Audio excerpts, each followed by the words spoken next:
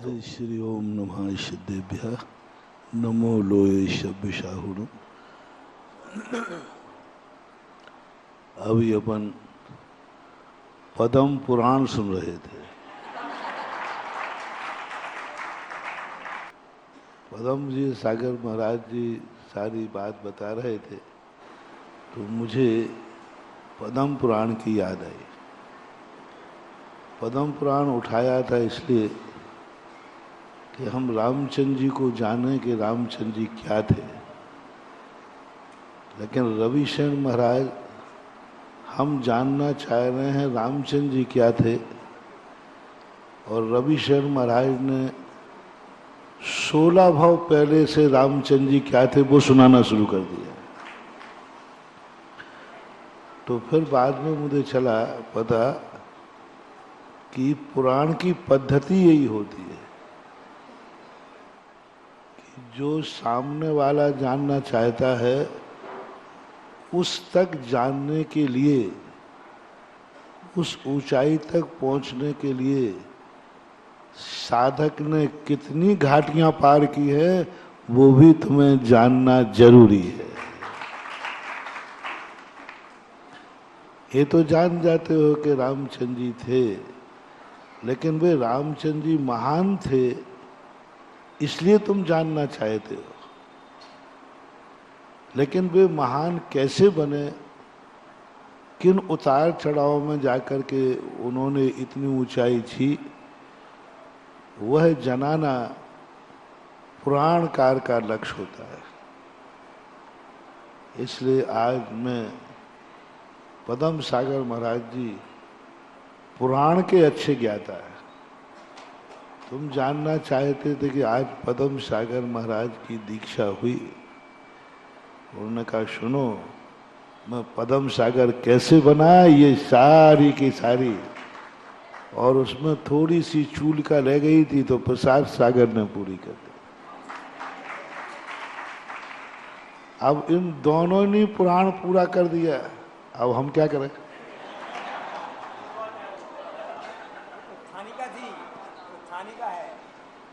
बहुत बड़ी बात है महानुभाव। पुराण तो लिखे जाते हैं, लेकिन पुराण जिस पर लिखा जाता है उसको जगत जान देता है। पुराण जिस पर लिखा जाता है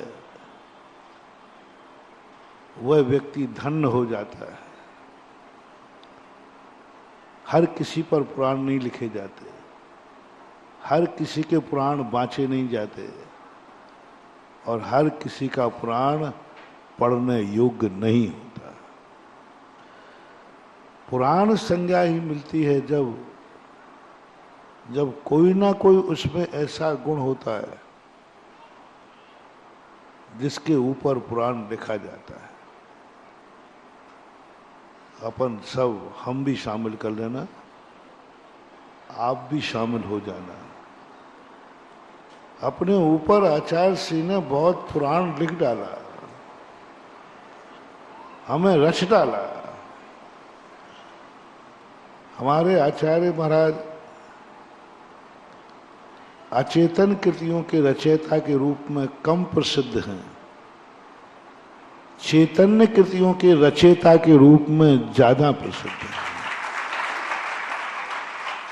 अचेतन कृतियां तो मूक माटी आदि है,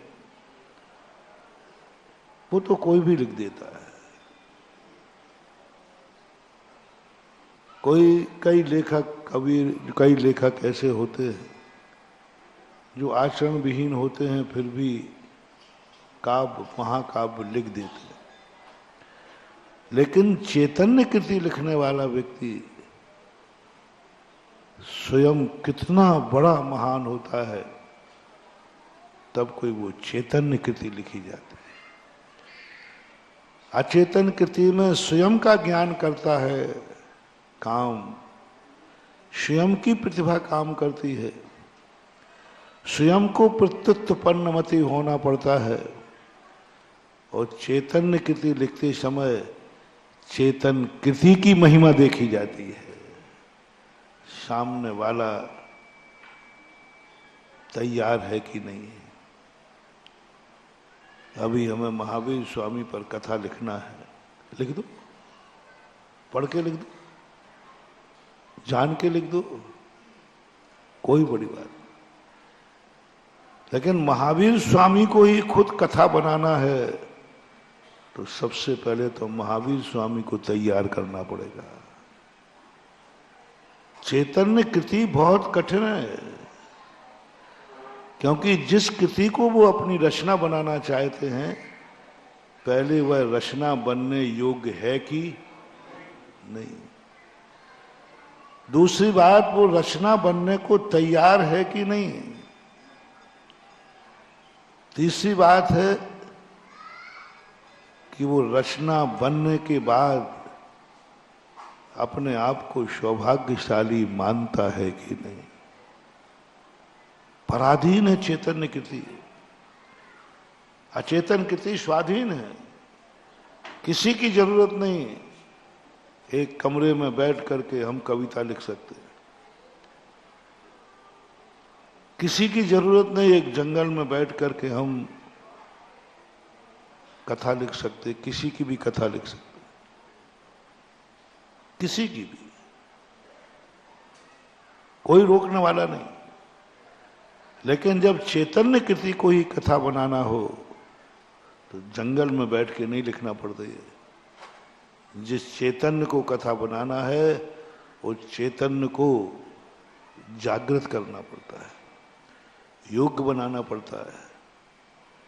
एक चैतन्य कृति लिखने के लिए अभी पद्म सागर महाराज ने बताया ना, आचार्य श्री को इस कथा को लिखने के लिए 19 साल लगे। अरे आचार्य श्री तो कथा लिखने में माहिर है, शब्द के शिल्पी हैं, यूं कथा लिखी जाती है। लेकिन चैतन्य कृति को रचना बनाने के लिए उनको 19 साल उसको कृति के योग्य बनाया, रचना के योग्य बनाया, तब वो रचना बन गई। और रचना चैतन्य कृति जब बन जाती है तो चैतन्य बनाने वाला उतना खुश नहीं होता जितना कृति खुश होती है। अचेतन कृति लिखी जाती है तो अचेतन कृति लिखने वाला खुश होता है। आज मैंने एक पुराण लिख दिया। लेकिन चेतन कृति लिखी जाती है तो लिखने वाला खुश नहीं होता, जिसको लिखा गया है वो आनंद से भर जाता है। बड़ी विचित्र है। अचेतन किताब लिखते हैं ना तो कभी बड़े, मैंने एक किताब, बहुत आनंद है। लेकिन चैतन्य कृति जब लिखी जाती है तो लिखने वाला उतना खुश नहीं होता, जो रचा गया है वो खुश होता है, आनंद से भर जाता है। आज हम लोग आचार्य श्री की वो चैतन्य कृतियां हैं जिसमें आचार्य श्री हमें रच करके खुश नहीं हुए, हम उनके हाथ से रचे गए, ये हमारा सौभाग्य है। उनके हाथ से रचे गए, उनने हमारी रचना की, उन्हें हम लोगों को रचना के योग्य बनाया, यही हमारा सौभाग्य है, यही सौभाग्य। कुमार ने घड़ा बना लिया तो कुमार धन्य होता है, लेकिन कुछ घड़े ऐसे होते हैं जो स्वयं धन्य हो जाते हैं कि कुमार ने हमें घड़ा बना दिया। पत्थर होता है, मूर्ति बनकर के धन्य हो जाता है। बनाने वाला इतना धन्य नहीं होता जितना बनने वाला होता है। आज एक ऐसी बनने वाली 23 कृतियों के संबंध में अपन प्रासंगिक कर रहे हैं। ये कृतियों से पूछो कितने आनंद से भरी हैं। इनसे पूछो कि ये कितना आचार्य श्री का उपकार मान रहे हैं। इनसे पूछो कि आज दीक्षा के दिवस के दिन तुम मुनि बने हो, वो आनंद ज्यादा आ रहा है कि जिसने मुनि बनाया है उसके उपकार का आनंद ज्यादा आ रहा है। दीक्षा के दिन बनाने वाले का आनंद नहीं आता। दीक्षा के दिन कृष्ण को गुरु का आनंद नहीं आता। दीक्षा के दिन दीक्षा का आनंद आता है, मुनि पद का आनंद आता है। उस दिन ऐसे लग गया कि मैं मुनि बन गया, मैं समस्त पापों से मुक्त हो गया, मेरे समस्त पाप छूट गए, मैं निर्विकल्प हो गया, निर्द्वंद हो गया, मैं निस्संग हो गया। एक आनंद का स्फुरन होता है। उस आनंद के स्फुरन से सप्तम गुण स्थान प्रकट होता है। दीक्षा लेकर के सर्वप्रथम मुनि सप्तम गुण स्थान में प्रवेश करता है और सप्तम गुण स्थान में गुरु शिष्य का संबंध खत्म रहता है। सामने गुरु है, दीक्षा दे रहा है, लेकिन देने वाले के संबंध में कोई भाव नहीं आ रहा है। उस समय तो जो मिल रहा है उसके आनंद में डूब जाता है, जो मिल रहा है। जैसे आप लोगों को बहुत अच्छी सुरुचिपूर्ण भोजन बनाया जाए तो आप लोगों को परोसने वाले के प्रति दृष्टि जाती है कि खाने में दृष्टि जाती है?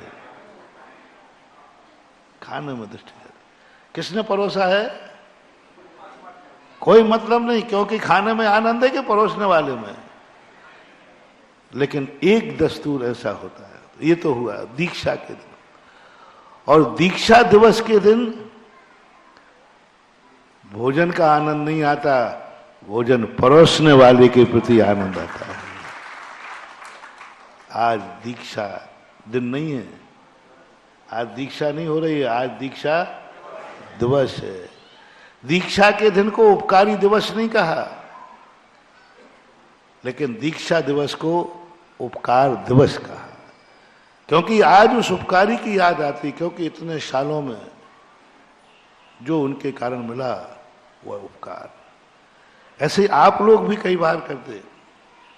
एक तो तुम्हें भोजन में आनंद आता है जब तुम भूखे होते हो, जब तुम भूखे होते हो उस समय कौन परोस रहा है? उस समय भूखे होते हो। ऐसे ही हम लोग धर्म के बहुत भूखे थे। कौन परोस रहा है? हमें मतलब नहीं था, हमें तो जो मिला है जल्दी गटागट खा लो।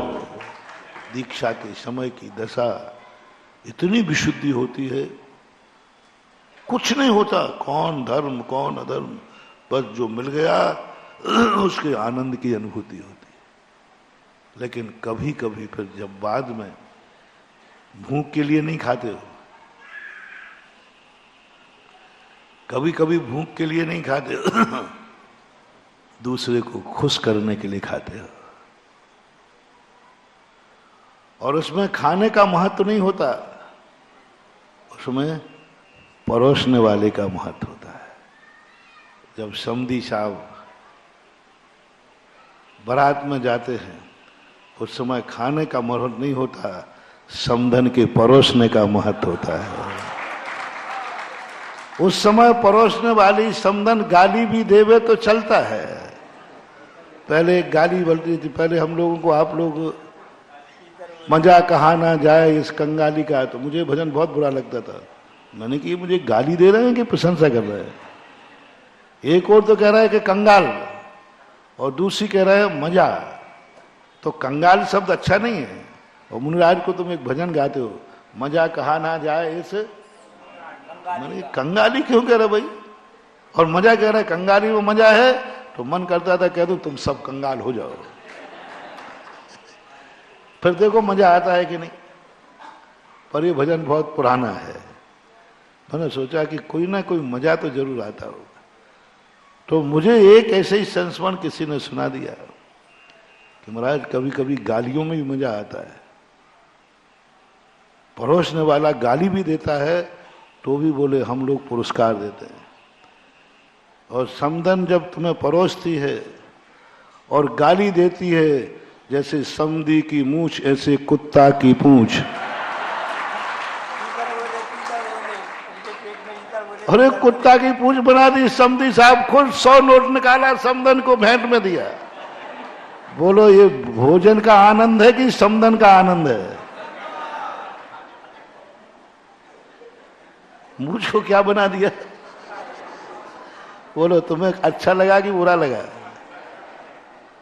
ऐसे ही कुछ होता है, कई बार भोजन का आनंद खत्म हो जाता है, परोसने वाले का आनंद आ जाता है। हमारे ऊपर उपकार हुआ, ये आनंद हम भूल जाते हैं। जिसने किया उसके एहसान से भर जाते हैं। क्या हुआ है ये मुझे पता नहीं है, लेकिन जिसने जो किया है उसके एहसान से हम भर जाते हैं। दीक्षा दिवस जब भी आता है, दीक्षा का आनंद दीक्षा दिवस पर नहीं आता। जिसने दीक्षा दी है उसके उपकार से भर जाते हैं। और वह उपकार दिवस में किसी न किसी रूप में गुरु स्मरण करने योग्य हो जाते हैं। उनको स्मरण करते हैं, उनके ऋण से हम ऋणी हो जाते हैं, उपकृत हो जाते हैं। ये हुई एक प्रोसेस। यहां तक यदि हम हैं तो अभी हमारा लक्ष्य पूरा नहीं हुआ। ये तो स्वार्थ है। वे गुरु हमारे इसलिए हैं कि हमें उन्होंने दीक्षा दी है। वो हमारे गुरु इसलिए हैं कि उन्होंने हमारे ऊपर उपकार किया है। ये तो बनियागिरी है, व्यापार है। जो तुम्हें देगा उसकी तुम जय जनन करोगे, जो तुम्हें देगा उसको तुम नमोस्तु करोगे। ये तो ग्रस्त भी करता है। जिसने कुछ हमें दिया है तो उसकी भी जय जयकार करता है। क्या उन्होंने हमें दीक्षा दी है? हम खुश हैं और हैं, इसमें कोई संदेह नहीं। क्या यही हमारे गुरु का हमने जय बोल दी? हमने उनके गुणानुवाद कर लिए? हमने कहा कि नहीं, हमने गुरु ने हमें धन्य कर दिया। हम गुरु के ऋण से उरण हो गए। और ऋण है भी तो हम सदा मानेंगे कि गुरु महाराज आप हमारे भगवान हैं, क्योंकि आपने मुझे धन्य किया है, आपने मुझे महान बनाया है, आपने मुझे परमेष्टि बनाया है, और हम आपकी जय बोलते हैं।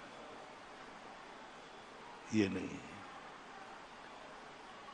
वो तो उन्होंने कर दिया जो करना था, और हमें धन्य होना था, हो रहे हैं। उसी दिन हो गए थे। कितने साल हो गए दीक्षा लिए? रजत दीक्षा दिवस भी निकाल चुके। 25 साल से, हम 40-45 से, तो महाराज सब निकाल दिए। इतने सालों से हम धन्य हो रहे हैं, उन्होंने तो हमें धन्य कर दिया उसी दिन, और आज तक हम धन्य हो रहे हैं। बस आज हम पद्म सागर के या 23 महाराजों की दीक्षा दिवस पर हम सब मुनिराज एक मोटिवेशन लेते हैं। मैं भी उसमें शामिल हूं। एक मोटिवेशन लेते हैं और एक तैयारी करते हैं। अगले दीक्षा दिवस तक का होमवर्क लेते हैं और जिंदगी भर का एक होमवर्क लेते हैं कि जितने धन हम दीक्षा लेकर हुए हैं, क्या इतने धन गुरु हमें दीक्षा देकर हुए हैं क्या? ये है साधना। दीक्षा लेने का नाम साधना नहीं है। दीक्षा हो जाने का नाम साधना नहीं है। गुरु के उपकारों से भर जाना से साधना नहीं है।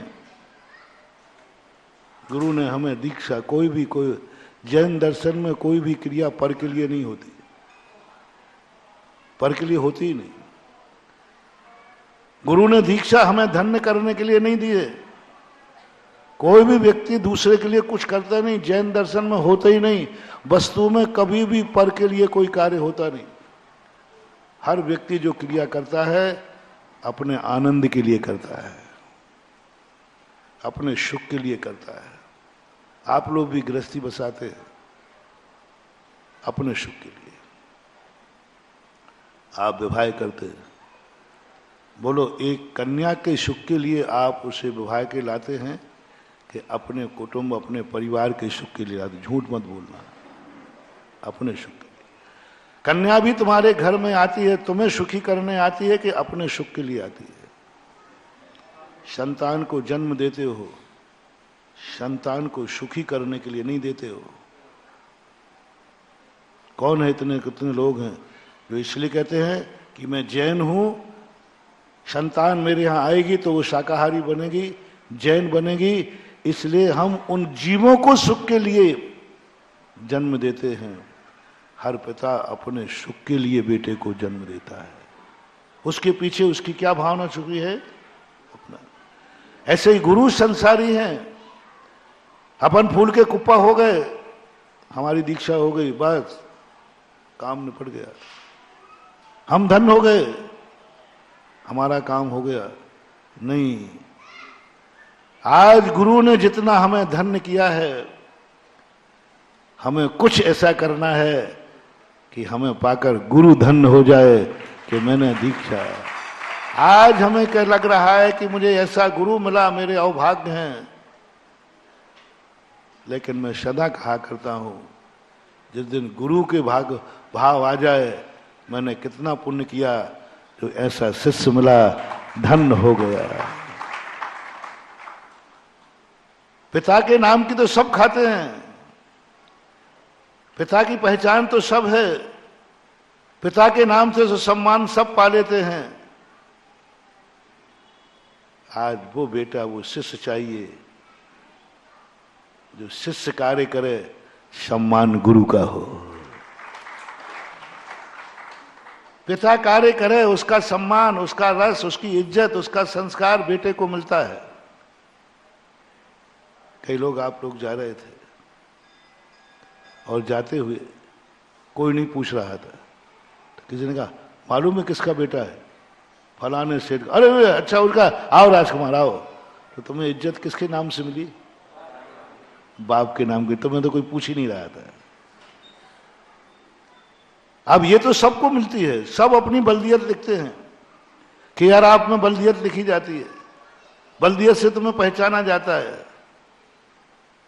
आज वह दिवस चाहिए कि जिस पिता को कोई नहीं पूछ रहा था और कहा, मालूम नहीं ये किसके पिताजी है? ओहो, अच्छा, उस देवता बेटा के पिताजी है, आइए पिताजी। हमारे आचार्य श्री ऐसे थे। दशरथ को कौन पूछता था? लेकिन दशरथ है। आज वो दिन है कि राम उतने आनंद में ना हो कि मेरा पिता दशरथ है। आज दशरथ आनंद में हो कि मैं राम का बाप हूं। यह है गुरु उपकार दिवस। गुरु को आनंद आना चाहिए, उनके जीवन में ऐसा स्मरण हो। हमारे आचार्य श्री ऐसे ही गुरु थे। आज ज्ञान सागर महाराज को कौन जानता था? आज ज्ञान सागर महाराज को कहना पड़ता, कौन ज्ञान सागर? अच्छा, आचार्य श्री के गुरु। और नमोस्तु ज्ञान सागर महाराज। बस ये कीर्ति आचार्य श्री थे, गुरु की पहचान बन गए, गुरु की पहचान बन गए। खैर, मेरा गुरु तो शिष्य की पहचान का मोहताज नहीं है, वो खुसम जगत में भगवान के नाम से थे। शिष्य की पहचान का मोहताज नहीं है। आचार्य श्री को किसी शिष्य की जरूरत नहीं है दुनिया में अपनी पहचान बताने के लिए। ये किसके गुरु है, आज शिष्य को ही बताना पड़ता है। समझते नहीं हो मैं किसका चेला हूं?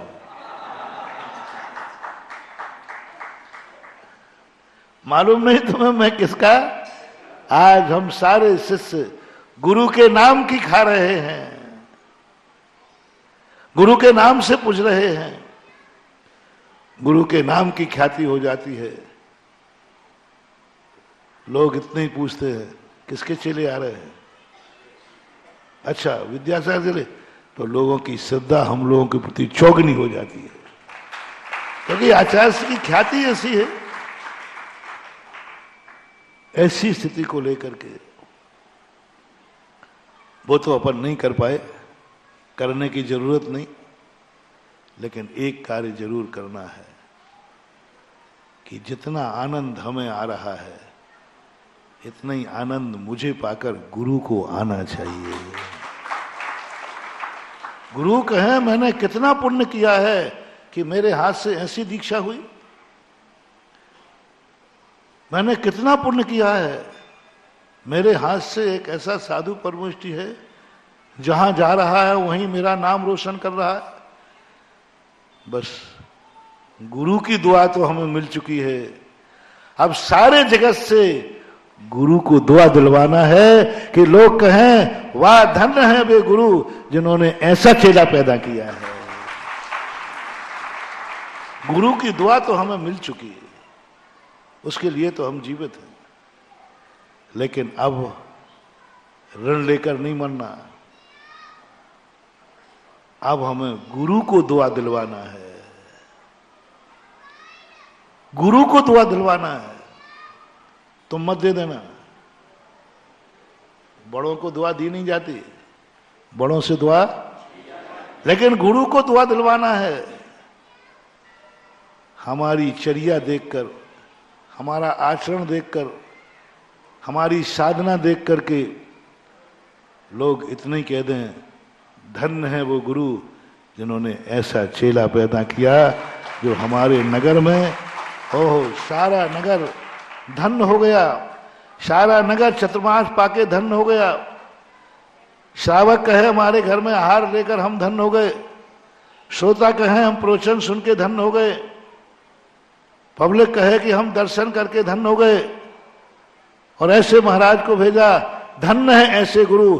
अब पब्लिक जो हमें देखकर गुरु को दुआ देगी, ये गुरु का ऋण चुक जाएगा। हम चाहें तो गुरु को बद्दुआ दिलवा सकते हैं। चेला कम खतरनाक नहीं, बहुत खोटा होता है, छोटा होता है लेकिन खोटा बहुत होता है। हम चाहें तो गुरु को बद्दुआ दिलवा सकते हैं।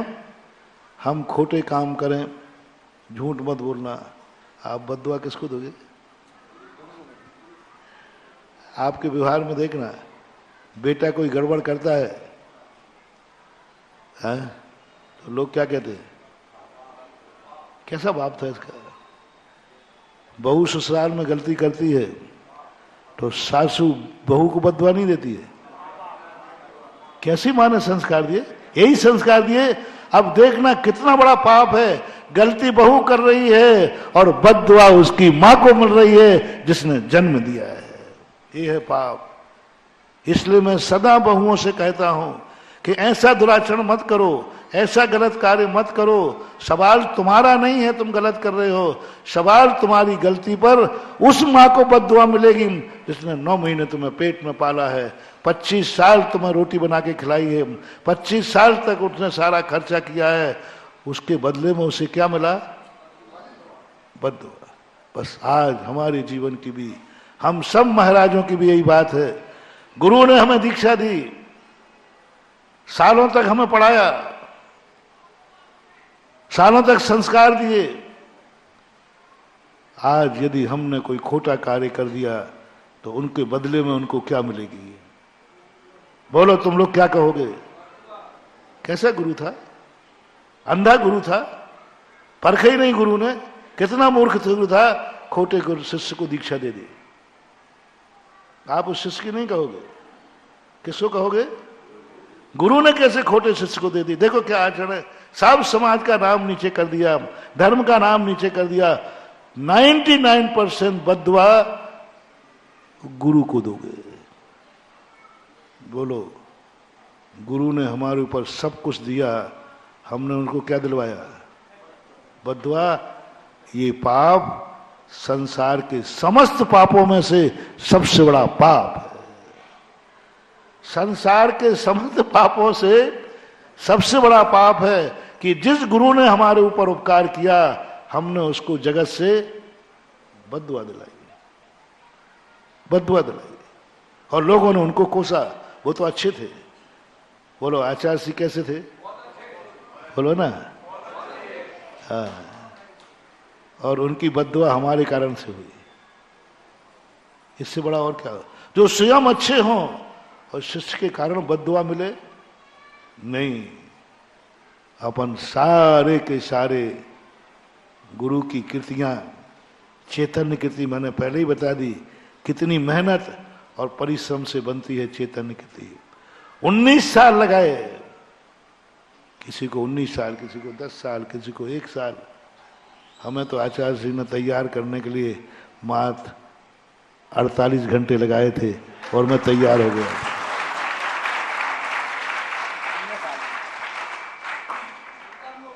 बीच का एक दिन रहा था, शाम का दिन आज, कल का दिन खाली, परसों तो दीक्षा ही हो गई। इतने ही दिन हमें तैयार करने में लगा दिया। तैयार जल्दी हो गया, लेकिन किसी को कितनी समय लगाया हो, कितनी मेहनत की, कितना पढ़ाया। आज जो हम बोल रहे हैं ये मेरा ज्ञान नहीं है, गुरु ने जो अंदर श्रद्धा से देता है वो बीज बनता है। इतना सब कुछ दिया, बस अपन को बदले में उनको क्या देना है, क्या दिला सकते हैं अपन बदले में?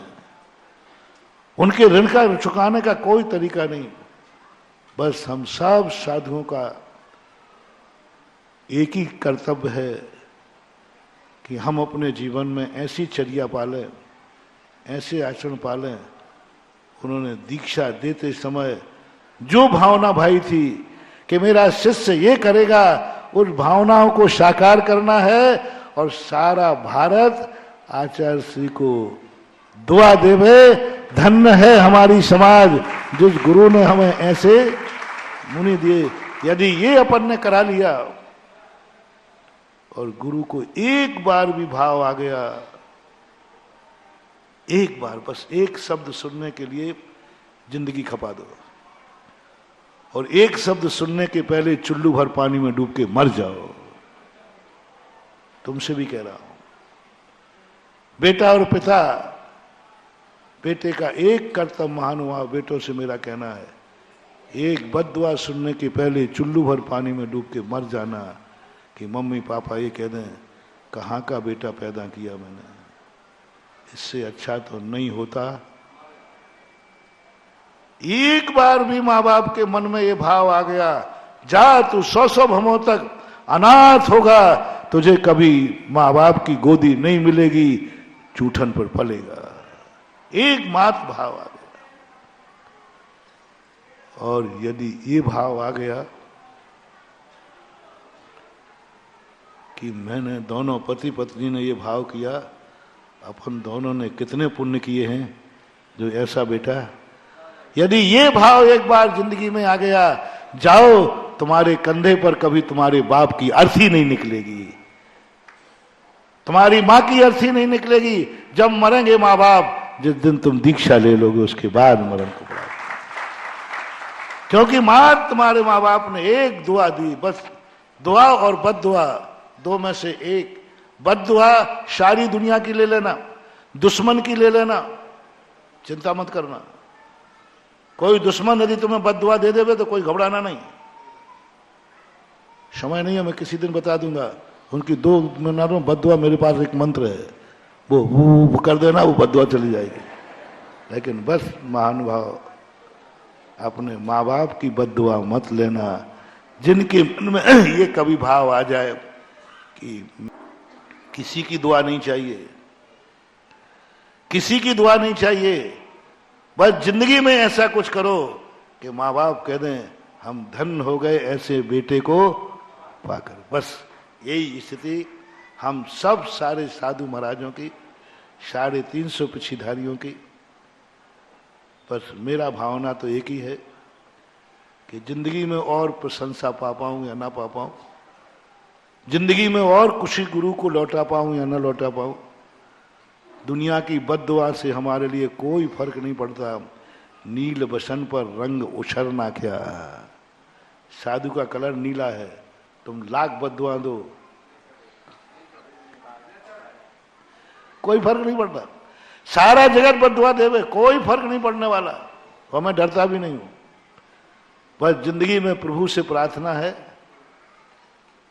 आज गुरु कृपा दिवस के ऊपर एक ही प्रार्थना है कि बस मेरी जिंदगी में गुरु की बद्दुआ ना हो, कि गुरु के मन में कभी ये भाव नहीं आ जाए मेरे से गलती हो गई, इसे दीक्षा देकर के, मेरे से गलती हो गई इसे पढ़ा करके, पता नहीं कहाँ गलती रह गई, इसने तो हमें बदनाम करना। बस ये बद्दुआ नहीं लेना। और सारे जगत की दुआओं की जरूरत नहीं है, किसी की दुआ की जरूरत नहीं है।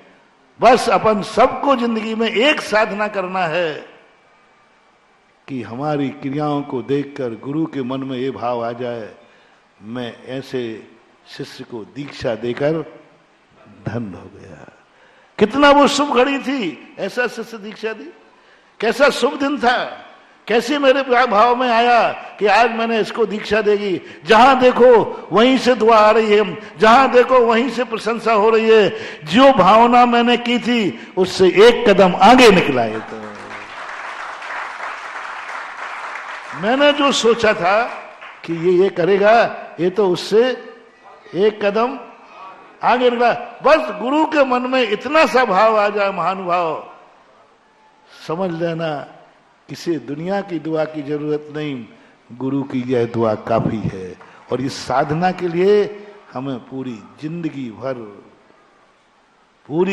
भर ये दुआ किसी भी दिन मिल सकती है, और ये बद्दुआ भी किसी भी दिन। गुरु से मांगना नहीं, जिंदगी भर करो, और गुरु के मन में भाव आएगा एक दिन और वो दुआ दे देंगे। और जिंदगी में कभी भी चूक गए तो बद्दुआ का भी कोई मुहूर्त नहीं है, और दुआ का भी। जिंदगी के अंतिम श्वास तक हमें ये दुआ लेकर के साधना करना है। और यह दुआ यदि अपनी जिंदगी में मिल गई तो हमारी मुनि दीक्षा सफल हो गई। जितने आनंद में हमें है, इतना ही आनंद हमारी दीक्षा से गुरु को आना चाहिए। आता है। खाने वाले को आनंद नहीं आता, खिलाने वाले को भी। चौके में बता दो ना, खाने वाले को आनंद आता है आहार दान में कि देने वाले को? कुछ भोजन ऐसे होते हैं जिसमें खाने वाले को आनंद आता है, देने वाले को कुछ नहीं, वो बलाए टालता है। भिखारियों को देते ना तो तुम्हें उनको देने में आनंद आता है कि बलाए टालने में? लेकिन खाने वाले को, लेकिन वो दान नहीं है। दान वह है जिसमें खाने वाले को आनंद आवे या नहीं आवे, देने वाला धन्य हो जाता है। आज पूज्य गुरुदेव ने हम लोगों को दीक्षा दान में दी है, तो हमें आनंद आवे या नहीं आवे, है? पूज्य गुरुदेव को अनंत आनंद आना चाहिए, तभी हमारा दीक्षा लेना अपने आनंद का कारण है, और दीक्षा दिवस मनाना गुरु के आनंद का कारण है। और हम आनंद है और गुरु का आनंद है, तो फिर जिंदगी में आनंद ही आनंद है। महावीर भगवान की